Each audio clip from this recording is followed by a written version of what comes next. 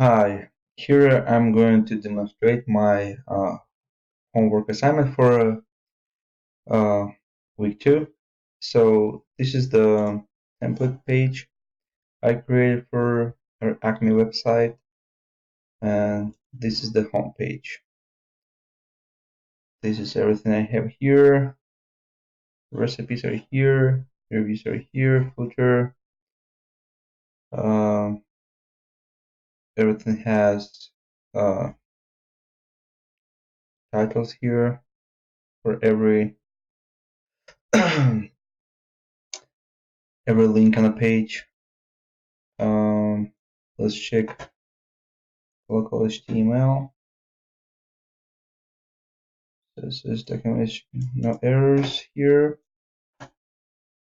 and local CSS, no errors here. I'm not sure if I just checked it in the homepage. Yeah, homepage. Okay, then let's see if it's responsive. This is the mobile view for the large phone. Layout is changed here. Everything looks nice, I think. And we'll take a look at the small phone screen size, whatever, and a medium one. Everything looks the same.